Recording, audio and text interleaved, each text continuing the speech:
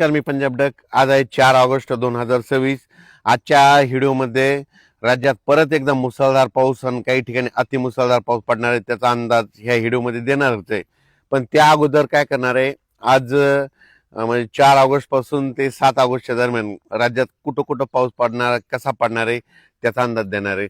तर राज्यात आज 4 ऑगस्ट, 5 आणि 6 ऑगस्टच्या दरम्यान या 3 दिवसामध्ये राज्यात विखुरलेल्या स्वरूपाचा पाऊस पडणार आहे.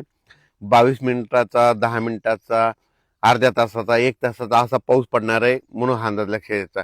सर्वप्रथम हा कुठं पाऊस पडणार आहे, जे भाग आतापासून पावसामध्ये वंचित होते, म्हणजे ज्या भागात अद्यापही पाऊस पडलेला नाही त्या भागात हे पाऊस पडणार आहे. मग सांगायचं झालं तर सोलापूर जिल्ह्यामध्ये मंगळवेढा, त्याच्यानंतर पंढरपूर, कासेगाव, त्याच्यानंतर आटपाडी, जत, त्याच्यानंतर इकडं बारामती, दौंड, इंदापूर ह्या परिसरात देखील पाऊस पडणार आहे. त्याच्यानंतर अहिल्यानगर जिल्ह्यात देखील पाऊस पडणार आहे. त्याच्यानंतर इकडं लातूर जिल्ह्यामध्ये उदगीर, नळदुर्ग, अक्कलकोट, मंद्रुप ह्या परिसरामध्ये पडणार आहे. त्याच्यानंतर इकडं कंधार, लोहा, पालम, म्हणजे पालम हे भागात पाऊस कमी होता त्या भागात देखील परत एकदा आता पाऊस पडणार आहे. त्याच्यानंतर परभणी जिल्हा, जालना जिल्हा, बीड जिल्हा ह्या 3 जिल्ह्यात देखील चांगला वेगवेगळ्या भागात पडणार आहे. सर्वदूर पडणार नाही, फक्त भाग बदलत पडणार आहे म्हणून हा अंदाज लक्षात घ्यायचा. नांदेड जिल्ह्यात आज जरा जास्त पाऊस पडणार आहे म्हणून हा नांदेडकरांनी अंदाज लक्षात घ्यायचा. धर्माबाद, बिलोली, नायगाव, नरसी, त्याच्यानंतर वसंतनगर त्या भागात देखील पाऊस पडणार आहे. त्याच्यानंतर इकडे यवतमाळ जिल्ह्यात देखील आहे, अमरावती जिल्ह्यात आहे, अकोला जिल्ह्यात आहे, वाशिमकडे आहे, हिंगोलीकडे आहे, अकोला जिल्हा, बुलढाणा जिल्हा, जालना जिल्हा, जळगाव जिल्हा, जळगाव जिल्हा, परभणी जिल्हा ह्या परिसरात काय होणार आहे, दुपारनंतर ऊन पडेल आणि दुपारपर्यंत ऊन पडेल, दुपारच्या नंतर लगेच जोराचा पाऊस सुरू होणार आहे म्हणून हा अंदाज लक्षात.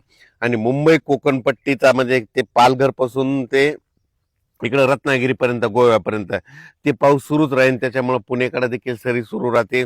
घाटमाथ्यावरला पाऊस आज जोर धरणार आहे म्हणून हा अंदाज लक्षात घ्यायचा. मुंबईला देखील पाऊस सुरू होईल, नाशिकला देखील पाऊस येईल, संगमनेर, अकोलेकडे पडेल, त्याच्यानंतर नंदुरबार, धुळेकर सरी येतील, काही ठिकाणी रिमझिम पाऊस येईल. आणखीन 3 दिवस मध्ये राज्यात असाच विखुरलेल्या स्वरूपाचा पाऊस आहे. सर्वदूर नाही पण पाऊस येणार आहे म्हणून हा लक्षात घ्यायचा.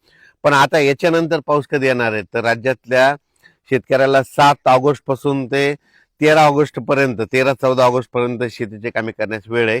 त्या 5-7 दिवसामध्ये तुम्ही शेतीची कामे करून घ्या, कारण की राज्यामध्ये 15 ऑगस्टला म्हणजे यावर्षी नागपंचमीला पाऊस येणार आहे म्हणून हा अंदाज सर्व शेतकऱ्यांना लक्षात.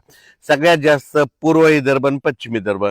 पूर्व विदर्भामध्ये गडचिरोली, चंद्रपूर, वर्धा, नागपूर, भंडारा, गोंदिया, यवतमाळ, अमरावती, अकोला, नांदेड, हिंगोली, वाशिम, बुलढाणा ह्या जवळपास 6, 11, 13, 15 जिल्ह्यामध्ये मात्र मुसळधार पाऊस पडणार आहे म्हणून हा अंदाज लक्षात घ्यायचा.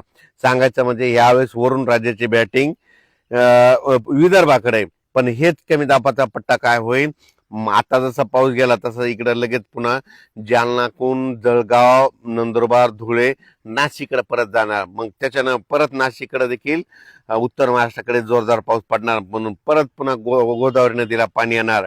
आणि योगायोगानं तुम्हाला एक सांगू इच्छितो की जायकवाडी धरण आहे आजच्यानं 90% भरलंय, तर तुम्हाला सांगतो 90 आणि 93% झाल्याच्या नंतर ते सोडणार आहे. तर जायकवाडी धरणातले जे जी नदी आहे गोदावरी नदी, ती पैठण पासून पुढे निघते, ती नांदेड पर्यंत आहे.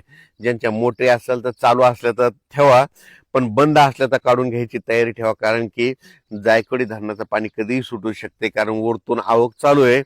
93% झाल्याच्या नंतर हे जायकवाडी धरणाचं पाणी सोडू शकते म्हणून हे त्याचे आदेश येतील, तुम्हाला निर्देश देखील येते, त्या आदेशाचं पालन करावं म्हणून शेतकऱ्याला माझी विनंती. नदीकाठचे गाय गोटे असतील तर तुम्ही तुमचे आता ह्या 2-3 दिवस चरायला सोडू नका, कारण की कोणत्याही क्षणी पाणी सोडू शकतात आणि एखादं पाणी सोडलं तर आपल्याला लक्षात येत नाही, मोबाईलचे चार्जिंग नसल्यामुळं मेसेज कळत नाही, त्याच्यामुळे तुम्ही तुमचं सतर्क राहावे.